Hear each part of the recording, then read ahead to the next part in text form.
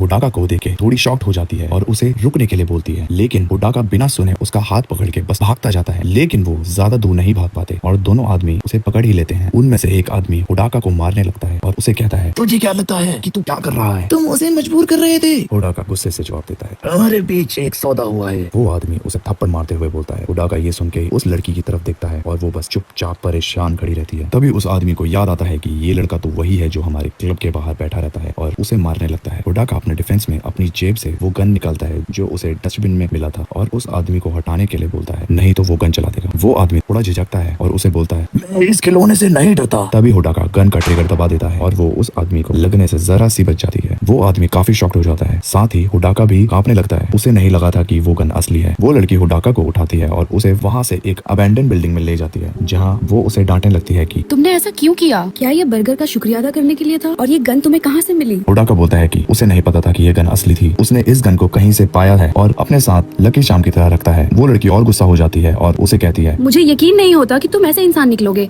तुम उसे मार सकते थे। ये बोल के वो वहाँ से गुस्से से चली जाती है। होडाका को रियलाइज होता है कि उसने कितनी बड़ी गलती करी है और वो सच में किसी की जान ले सकता था। वो उस गन को निकालता है और फेंक देता है। वो खुद से निराश होकर जमीन पर बैठ जाता है। तभी वो लड़की वापस आती है और उसके बगल में खड़ी होकर उसे कहती है, मेरा नाम हिना है। मुझे मेरे पार्ट टाइम जॉब से निकाल दिया था और मुझे अच्छी सैलरी वाली जॉब की तलाश थी, जिसकी वजह से मैंने खुद उन क्लब वालों को कांटेक्ट किया था। होडाका उससे माफी मांगता है। तभी हिना उसे स्माइल के साथ कहती है, तुम टोक्यो भाग के आए हो ना? बारिश की वजह से तुमने टोक्यो एंजॉय भी नहीं करा होगा। हिना उसका हाथ पकड़ के अपने साथ आने के लिए कहती है और उसे रूफटॉप पे लेके जाती है, जहाँ वो प्रे करना स्टार्ट करती है। और देखते ही देखते आसमान साफ होने लगता है और सूरज की रोशनी सिर्फ उस जगह पड़ती है जहाँ वो खड़े होते हैं और बाकी सारी जगह बारिश हो रही होती है। ये नजारा देख के होडाका काफी शॉक्ड हो जाता है। होडाका को यकीन नहीं हो रहा कि जिस सनशाइन गर्ल के बारे में वो इतने दिनों से आर्टिकल लिख रहा है और सबसे पूछताछ कर रहा है, वो उसके सामने खड़ी है। हिना होडाका से उसकी एज पूछती है और वो अपनी एज 16 बताता है, जिसमें हिना हंसने लगती है और उसे कहती है कि वो अगले महीने 18 की हो जाएगी और होडाका को उससे इज्जत से पेश आना चाहिए।